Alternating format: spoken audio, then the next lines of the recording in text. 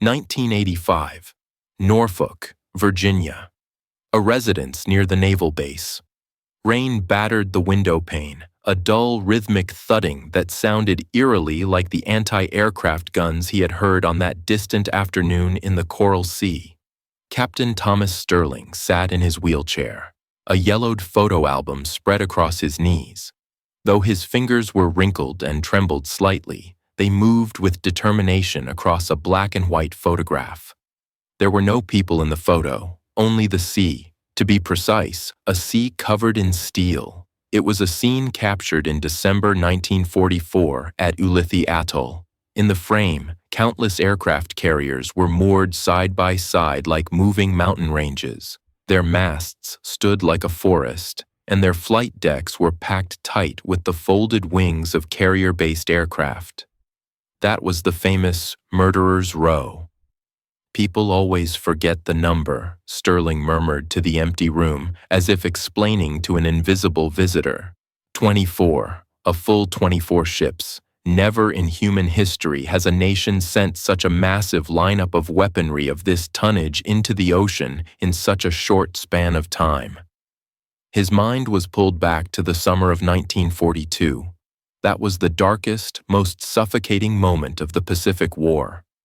Back then, there was no endless Great Wall of steel. Back then, there was only burning wreckage and freezing water. As an SBD Dauntless squadron leader on the old USS Yorktown CV-5, Sterling had watched with his own eyes as his beloved mothership capsized and slid into the abyss after the Battle of Midway. For a long time after that, across the vast expanse of the Pacific, the U.S. Navy was left with almost nothing but the USS Enterprise CV-6 as its sole operational carrier. Those were lonely days. The ship known as the Big E was like a solitary ghost, sailing under a banner that read, Enterprise versus Japan, struggling to hold the line amidst the raging waves of the South Pacific. Sterling remembered the deep worry hidden in the eyes of every pilot. The Japanese Shokaku and Zuikaku were still prowling, their Zero fighters were still razor-sharp, and how much longer could we hold on? At that time, the Imperial Japanese Navy was still a terrifying behemoth.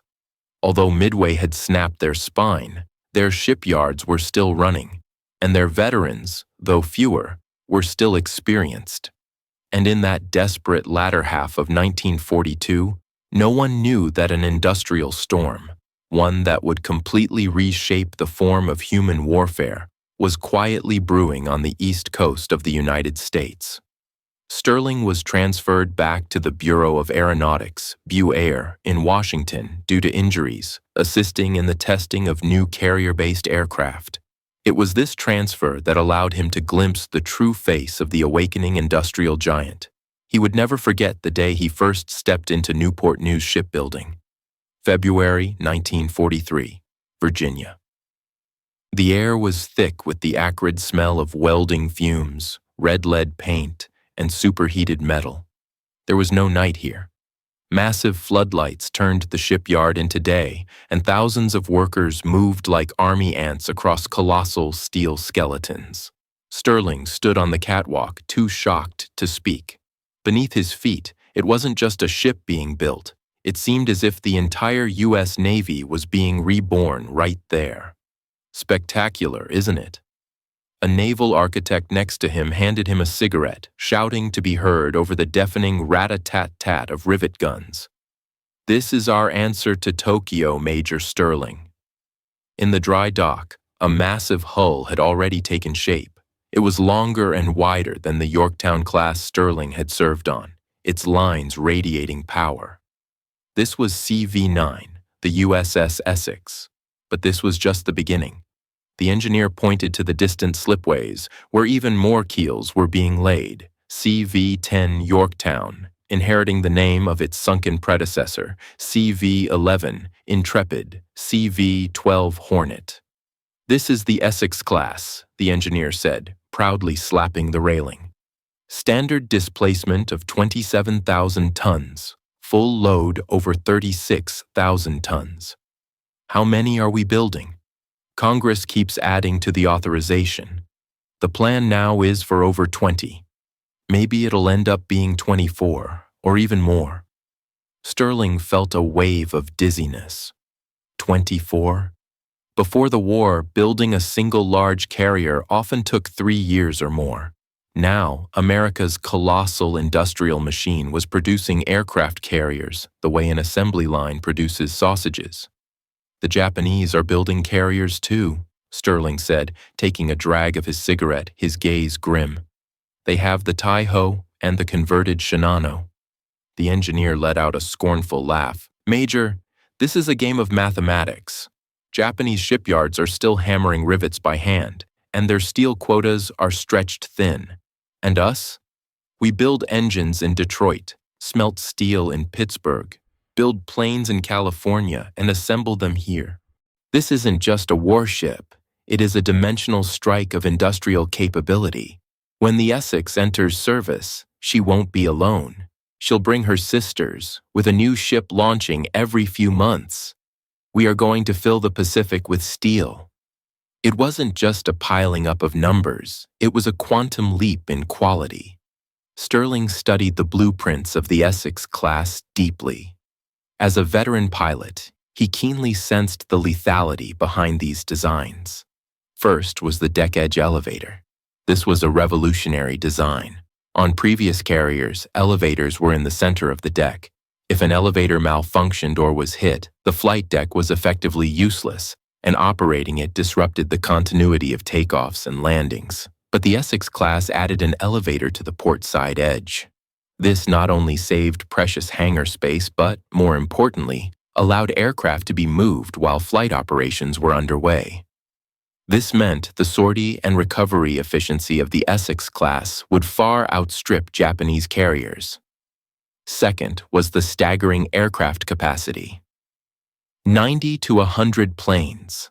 Sterling looked at the spec sheet, tapping his finger heavily on the paper. Are you sure this ship can stuff that many in? As long as your deck handlers are good enough, the engineer replied. If you stack them on the deck regardless of cost, 100 isn't a problem. 100 planes. Sterling closed his eyes and imagined it. 4 Essex-Class carriers formed into a task group meant 400 warplanes. That already exceeded the total number of the Japanese attack force at Pearl Harbor, and the U.S. Navy planned to form several such task groups. Then there was the anti-aircraft fire.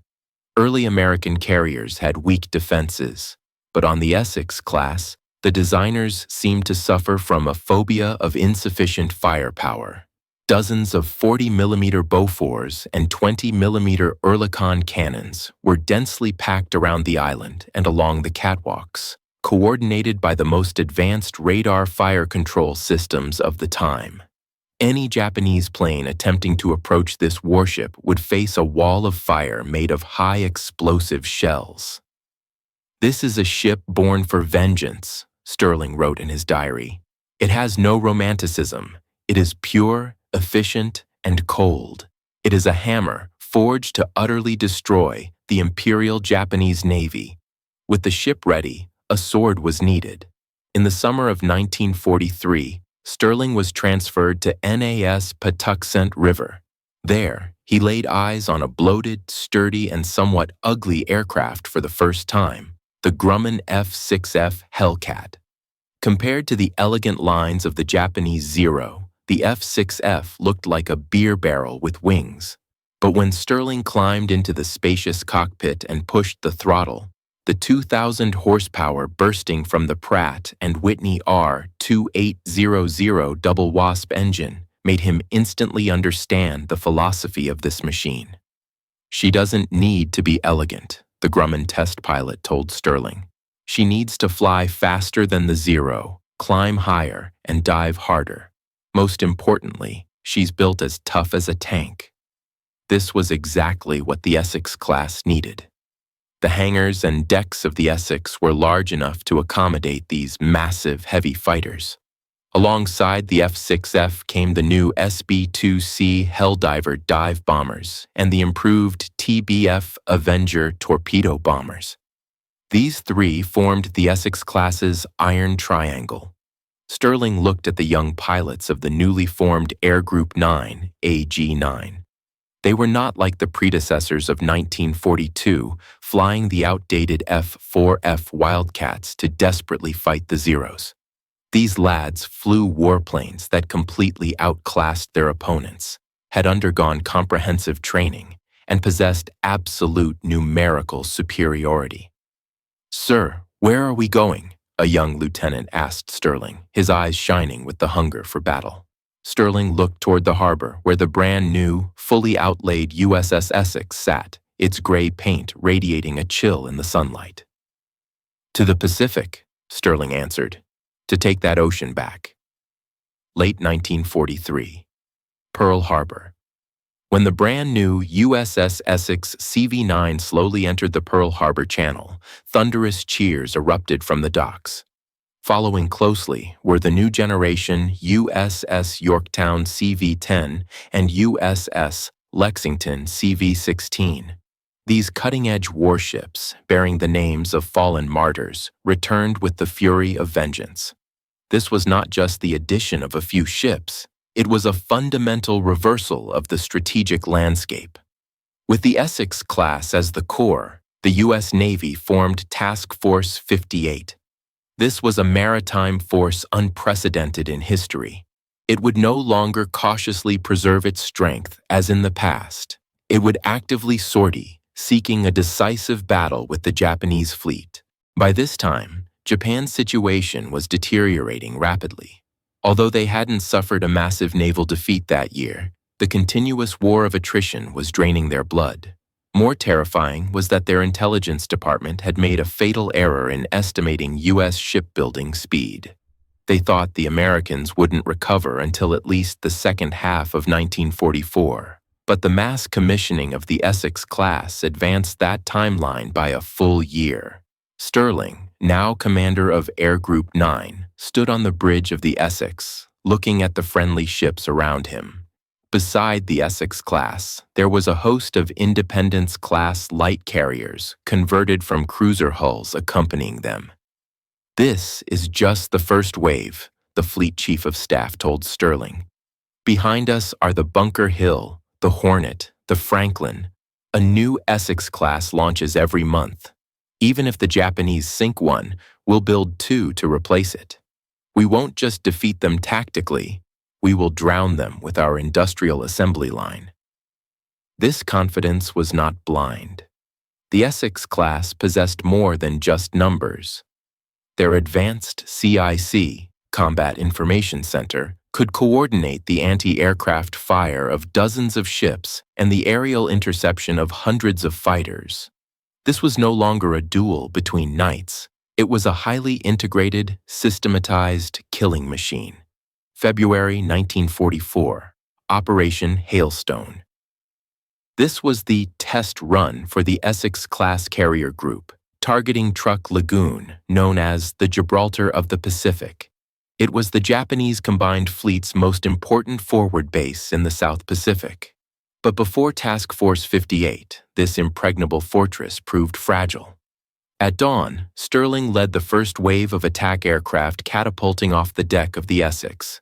This wasn't the small skirmish of a few dozen planes from the past. This time, the sky was blotted out. Hundreds of warplanes from 5 large carriers and 4 light carriers descended upon Truk like a swarm of locusts. Sitting in the cockpit of his F-6F, Sterling felt a sense of control he had never experienced before.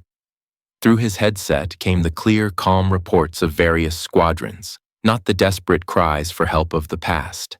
Below, Truk Lagoon was burning. Japanese Zero fighters attempted to scramble for interception, but were instantly shredded by the F-6F squadrons dominating the high ground. Although the ground anti-aircraft fire was fierce, it was a drop in the bucket against hundreds of dive bombers. Over the 2-day raid, the task force destroyed most of Japan's base facilities at Truk, sank over 200,000 tons of merchant and naval shipping, and shot down or destroyed 270 Japanese aircraft on the ground. When Sterling flew back to land on the Essex's broad flight deck, he saw a massive fleet that remained unscathed. The carrier hadn't even scratched its paint. The tailhook caught the arresting wire firmly. Sterling cut the engine and opened the canopy. The sea breeze blew in, carrying the smell of gunpowder, but mostly the scent of victory. He met an old comrade on the deck, a maintenance chief who had served on the Enterprise. "Sir, it was like shooting targets," the chief said, wiping grease from his hands with a sigh. "We used to worry about when Japanese planes would appear overhead, but today I only saw our planes bombing them until they couldn't lift their heads." "This is just the warm-up, Chief." Sterling took off his flight helmet, casting his gaze to the northwest, toward the Mariana Islands, the gateway to the Japanese mainland. The Japanese are still hoarding their strength. Their main carrier fleet hasn't shown its face yet. Jisaburo Ozawa is still waiting to give us a decisive battle. Sterling knew the victory at Truk was only the first toll of the death knell. The real storm was coming. Although the cream of the Japanese Naval Air Service had been damaged, it was not extinct. They were gathering near Saipan and Guam, attempting to use land-based aircraft in coordination with their carrier fleet to fight a final desperate struggle against the U.S. Navy at this absolute national defense zone. And on the American side, at this very moment, 15 Essex-Class carriers had been launched, 7 of which were combat-ready and had joined the fleet. Each was fully loaded with over 90 warplanes, an aerial strike force of nearly 1,000 aircraft. The wheels of history were turning and could not be stopped. The largest carrier duel in human naval history, the Battle of the Philippine Sea, was brewing.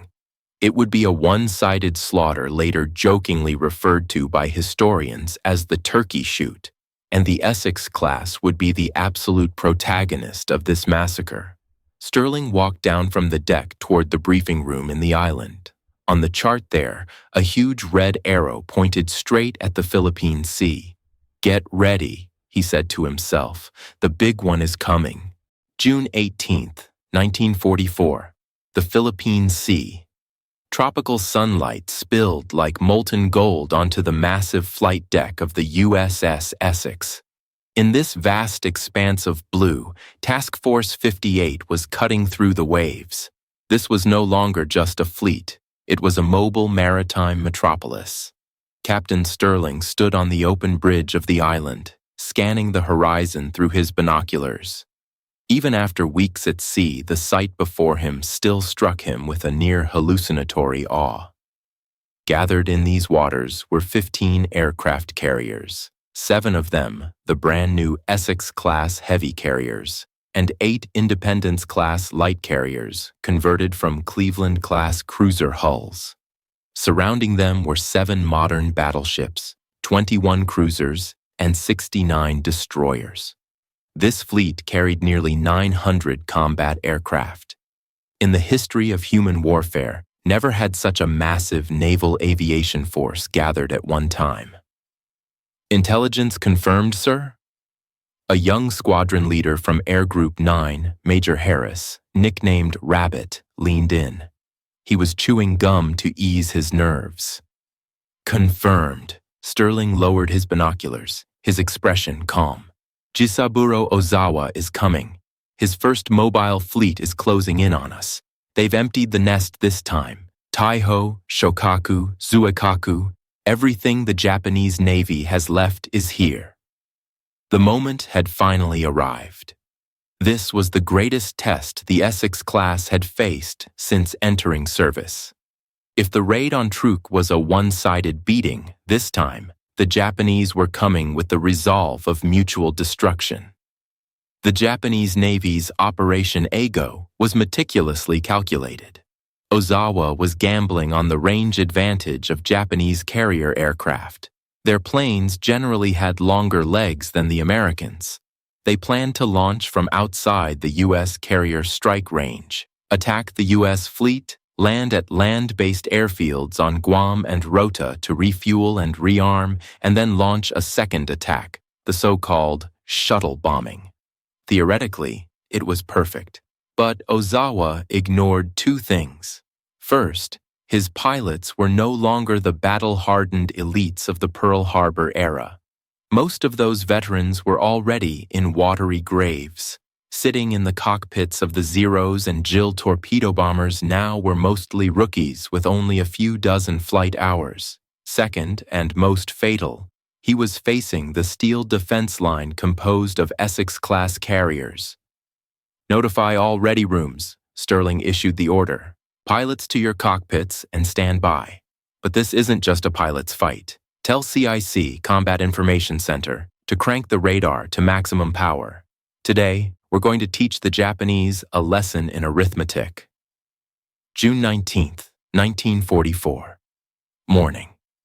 Deep inside the Essex, the CIC was a dim, cool room filled with electronic humming. This was the brain of the warship. On massive radar screens, green sweep lines rotated in circles. This was another core advantage of the Essex-Class over Japanese carriers: advanced command and control systems. They no longer relied on the naked eyes of lookouts, but on SK air search radars and highly trained fighter director officers. 10 a.m. sharp. Radar contact, bearing 260, range 150 nautical miles, massive number of targets. The radar operator's voice broke the silence, laced with panic. God, the screen is glowing white. It looks like a swarm of locusts. That was Ozawa's first attack wave, a full 69 aircraft. Sirens instantly screamed across the sky. "Hey, Rube!" The old circus call for all hands to defense, relayed over the radio to the entire fleet. On the deck of the Essex, Sterling witnessed a miracle of the industrial age. Thanks to the deck-edge elevators and immense deck space, the sortie rate of the Essex-Class was astonishingly high. One after another, F-6F Hellcats roared and catapulted into the air. No complex scheduling, no long waits. In mere minutes, the Essex, Lexington, Hornet, Bunker Hill, all the carriers were spewing warplanes into the sky like fountains. A total of 450 Hellcats ascended to intercept. It was a wall of iron. Sterling flew his F-6F into the clouds, hearing the calm voice of the fighter director officer in his radio. Group 9, Vector 270, Angels 20, intercept bogies. Happy hunting. Hunting. The word couldn't have been more accurate. When Sterling finally saw the Japanese formation, he even felt a twinge of pity. The Japanese formation was loose and chaotic, a sign of poor training. Above them, hundreds of F-6Fs occupied the high ground like eagles eyeing their prey. "All squadrons, attention," Sterling flipped off the safety on his guns. "Free fire, splash 'em." At that moment, the battle turned into a slaughter. The F-6F Hellcat, though heavy, possessed thick armor, self-sealing fuel tanks, and 6.50 caliber heavy machine guns. Most importantly, it had a powerful 2,000 horsepower heart. The opposing Japanese aircraft, having sacrificed armor for range, were like paper kites before the Hellcat's firepower. Sterling latched onto a Judy dive bomber attempting to dive. He squeezed the trigger for just a few seconds. The Japanese plane's wings snapped cleanly off, and it turned into a massive fireball plummeting toward the sea. This wasn't combat. It was target practice. The sky was dotted with black puffs of smoke and white parachutes. The radio was filled with the excited shouts of pilots. "Splashed one. Mine. That one's mine. Damn it. There are too many. I can hit 'em without aiming." A young pilot from the Lexington shouted a line over the radio that would later go down in history. "Hell, this is like an old-time turkey shoot down home." Thus, the Great Marianas Turkey Shoot earned its name. Even for the very few Japanese planes that luckily broke through the F-6F interception net and reached the fleet, a more desperate death awaited. The Essex-Class carriers and their escorts were equipped with a secret weapon: VT fuses, variable time, proximity fuses. These shells didn't need to directly impact the target. They would automatically detonate upon detecting a nearby aircraft. As Sterling circled back, he looked down at the sea. He saw a Japanese torpedo bomber trying to attack the battleship South Dakota. Before it could even enter its drop run, it was swatted out of the air by an invisible wall, pulverized instantly. The density of anti-aircraft fire over the U.S. fleet was so great that it looked like it was raining black steel. The battle lasted all day. Ozawa launched 4 waves of attacks, totaling 326 aircraft. By the end of the day, the statistics were placed on Task Force Commander Vice Admiral Mitcher's desk and reached Sterling's hands. The numbers silenced everyone. That day, U.S. forces shot down 346 Japanese planes, over 400 including subsequent battles. And how many did the U.S. lose in air combat? 23. A kill ratio approaching 15-1. This was not just a victory in battle, it was the end of an era. The elite naval aviation system Japan had spent over a decade building, along with their painstakingly accumulated carrier aircraft, was annihilated by the Essex-Class carrier force in less than 8 hours. Sterling sat in the ready room, holding a cup of cold coffee. His hands were still trembling slightly, not from fear, but from the exhaustion following the adrenaline crash. They didn't even have a chance to get close to us. Major Harris took off his helmet, his face smeared with sweat and grease. Sir, this didn't feel like war. It felt like an industrial assembly line processing scrap metal. Sterling nodded. Yes, that is exactly what the Essex-Class was built for. We don't just want to win. We want to crush them with absolute superiority, making the very thought of resistance seem absurd to the enemy. But it wasn't over yet. Although the Japanese planes were gone, their carriers remained. June 20th afternoon. Scout planes finally locked onto Ozawa's fleet position. But there was a problem. The distance was too great. If they launched an attack now, the air group would be operating at the limit of their range and would have to return and land at night. In this era, landing on a carrier at night was suicide for most pilots, let alone with empty fuel tanks. But Vice Admiral Mitcher gave the order. Launch 'em. Sterling understood the weight of this order. It wasn't just about sinking a few ships. It was about breaking the spine of the Japanese Navy so completely they could never recover. At 4 p.m., Sterling led Air Group 9 into the air again. It was the longest flight he had ever experienced.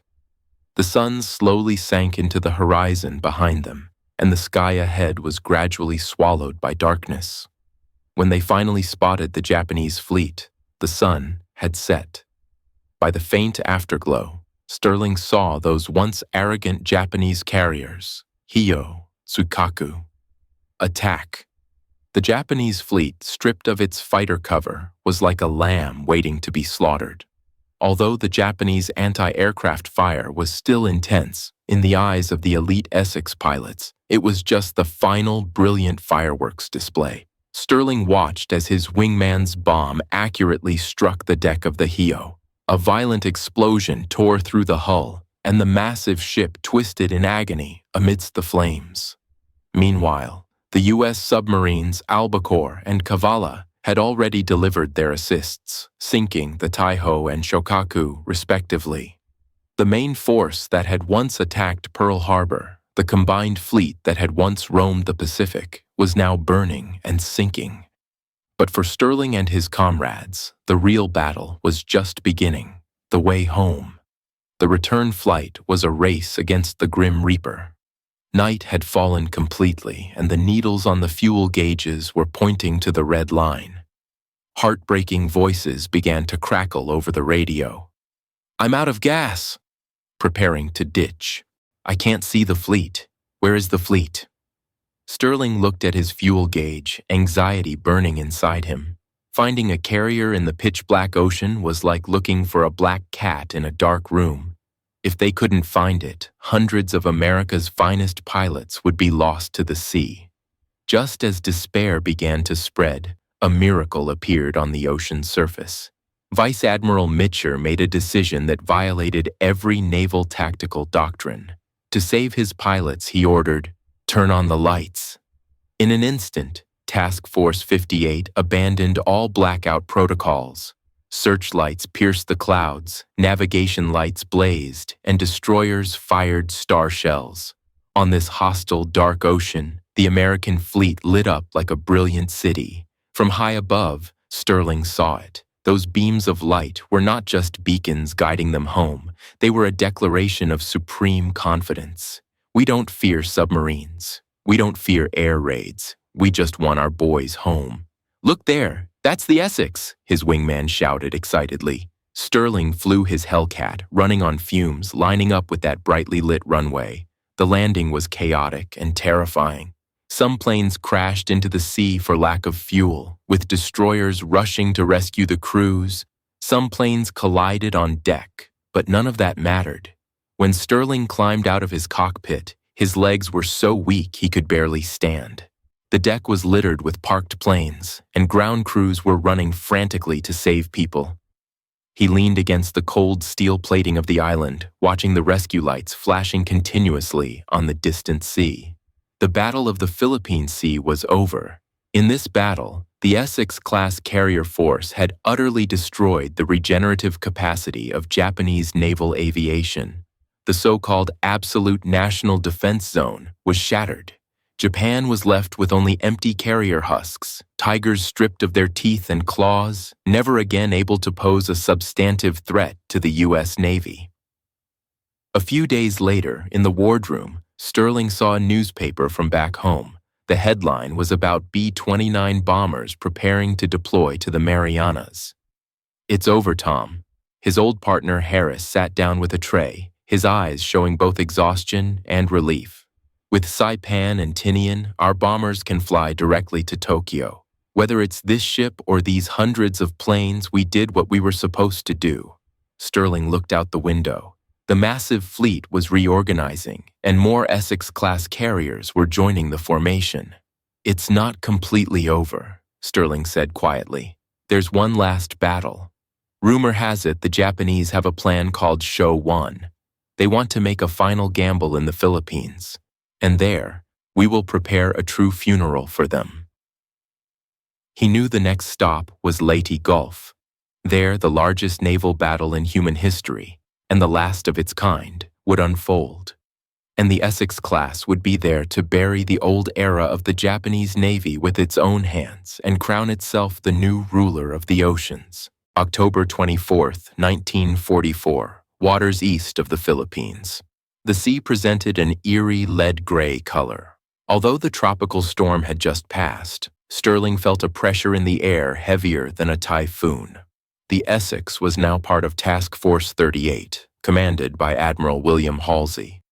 If the Battle of the Philippine Sea was a one-sided slaughter, the current situation was a complex web.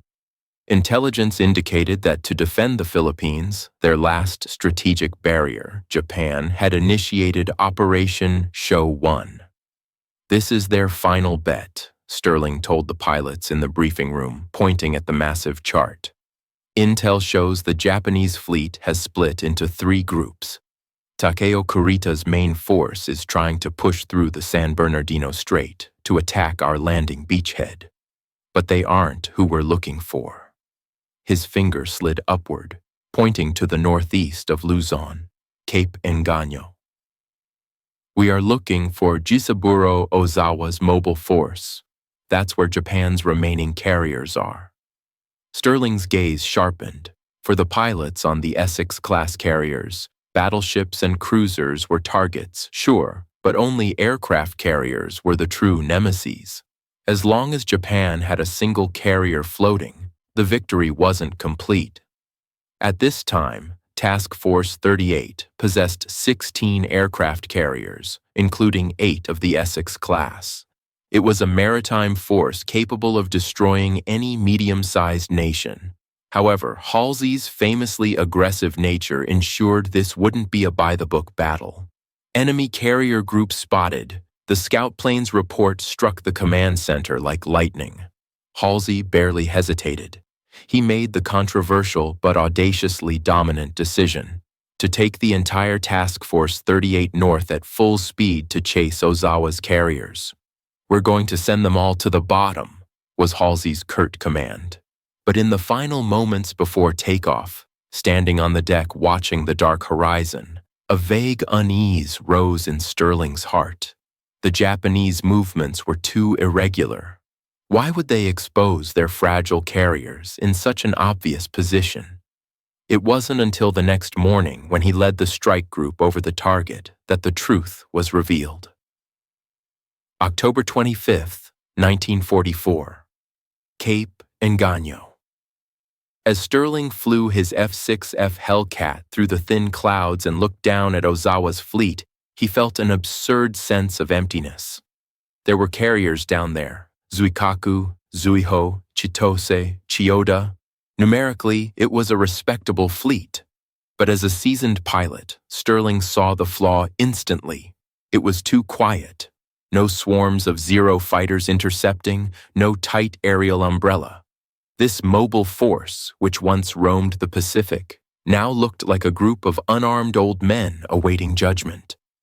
"Sir, something's wrong," his wingman's voice came through. "Their decks, they're empty." Sterling pulled closer to observe. Yes, those massive flight decks were barren, with only a handful of planes performing symbolic takeoffs.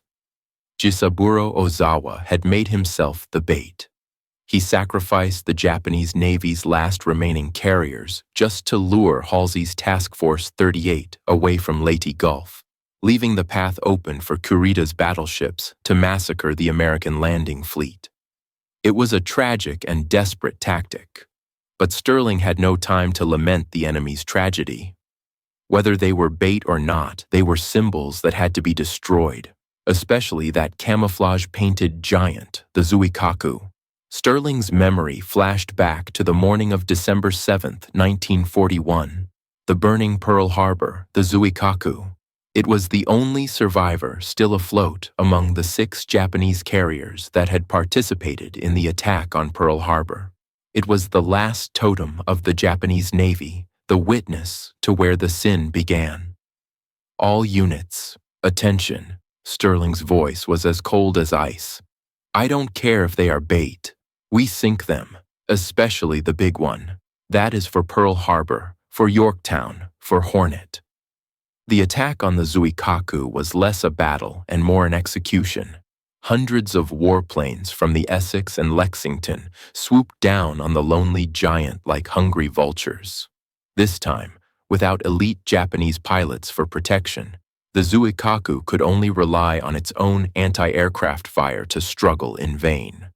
Sterling watched wave after wave of SB-2C Helldivers scream down, smashing armor-piercing bombs onto the Zuikaku's deck. Following them were the TBF Avenger torpedo bombers, skimming the sea surface, flanking from both sides like sharks. Massive geysers erupted from the sea. The warship that once symbolized the glory of the Japanese Empire now twisted and shuddered in agony amidst a rain of steel. Finally, a torpedo struck its engine room accurately. Then, several more bombs tore through its flight deck. Thick smoke billowed up, blotting out the sun. Sterling circled in the air, watching the scene. He didn't press the firing button. He didn't need to. He saw the giant ship listing violently to port, its stern sinking. At 2:14 p.m., the Zuikaku rolled over and sank into the cold Pacific. With its sinking, the legendary fleet once known as the Kido Butai became dust in the wind of history. From this point on, the Japanese Navy no longer possessed a single aircraft carrier capable of combat. There were no wild cheers over the radio. The pilots understood that sinking a carrier with no planes didn't bring the euphoric rush of a hard-fought victory. It felt more like completing a cleanup job, a historical inevitability. When Sterling landed on the Essex, he learned of the situation to the south. Although Halsey had taken the bait, the heroic escort carrier group, Taffy 3, off Samar, had miraculously repelled Kurida's main fleet. The Battle of Leyte Gulf was over. The main force of the Japanese combined fleet was thoroughly pulverized. But the war did not become easier. Instead, it became madder, more sickening. Because although the Japanese had lost their carriers, They had found a cheaper, more terrifying weapon. November 1944, the Philippine Sea. If the previous battles were duels between knights, the current battle was a struggle against madmen. Kamikaze. The word spread through the fleet like a plague. The Japanese no longer tried to bring their planes back.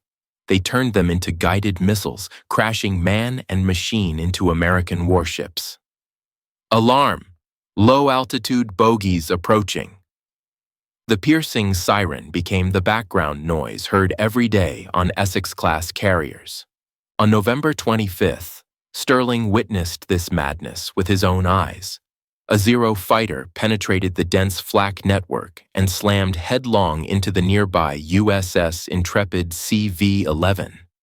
A massive explosion shook the sea surface, and a fireball roared into the sky. Moments later, the Essex itself was attacked. A kamikaze plane smashed into the forward part of the flight deck, causing dozens of casualties among the sailors. This tactic was psychologically devastating. Watching a human being pilot a plane to their own death was a horror difficult to comprehend for American sailors who valued life. However, it was under this extreme test that the Essex-Class revealed its most formidable aspect: survivability. Had it been a pre-war carrier, such an impact might have taken it out of the fight or sunk it.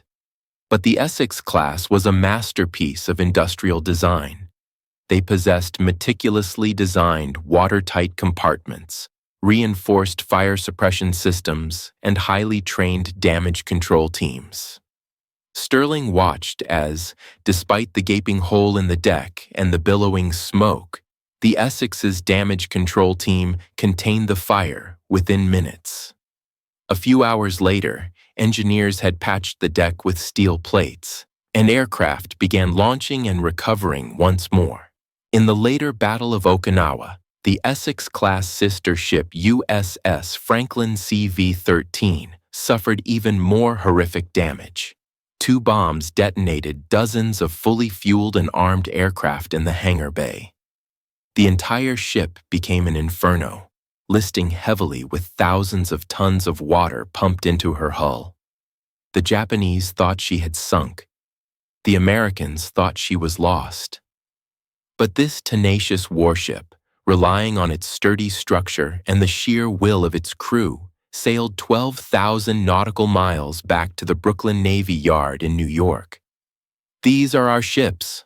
Sterling looked at the fleet, scarred but standing tall, filled with respect. "They are cast from American steel skeletons and unyielding will. The Japanese can bruise them, but they can never conquer them." As time went on, not even the kamikaze could stop the torrent. By 1945, the U.S. Navy possessed absolute air and sea superiority.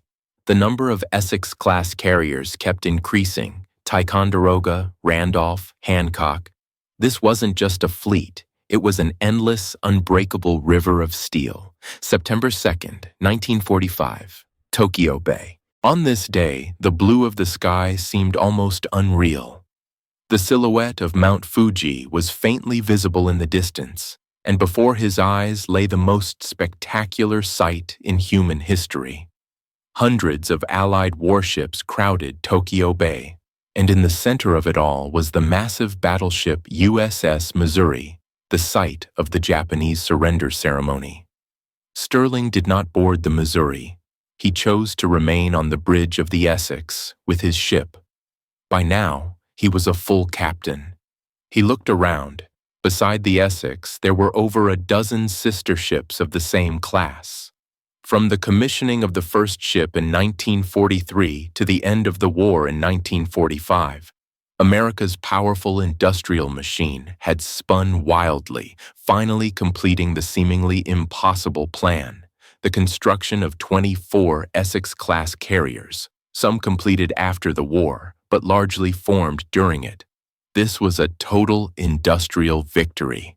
Japan had barely managed to build a few carriers during the entire war, while the United States, with just the Essex-class alone, had built a force the size of 2 combined fleets. 9 a.m. "Look at the sky," Harris pointed upward. It was the most breathtaking image Sterling had ever seen in his life. First came a low rumble, then a shadow that blotted out the sun.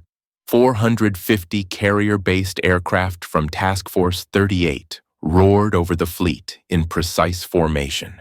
Following them were hundreds of B-29 bombers. A steel cloud composed of nearly 1,000 warplanes cast a giant shadow over Tokyo Bay. This was no longer a bombing run bringing death. It was a parade of victory, a proclamation to the world of the arrival of a new era. Sterling took off his cap. In that moment, he thought of his comrades in the Coral Sea, the torpedo bomber pilots sacrificed at Midway and the faces that didn't live to see this day. "We did it," he whispered, his eyes moist. "We took the sea back." 1985, Virginia. Sterling closed the heavy photo album. The rain outside had stopped, and a rainbow arched over the Norfolk Naval Harbor. And after that, he seemed to be answering the non-existent visitor. After that, these ships didn't rest. Yes, the story of the Essex-Class did not end with World War II. They were too excellent, too sturdy. They served for nearly half a century, witnessing the transition from propellers to jets, from guns to missiles, from war to peace. Sterling wheeled his chair to the window. Though his vision was blurry, he could still sense the direction of the shipyard. There, a new generation of aircraft carriers was being built. But he knew there would never be another class of warship like the Essex, which had miraculously turned the tide in the most critical of moments. "That was the age of the steel storm," Sterling said finally, a faint smile touching the corner of his mouth. "And we flew right through it."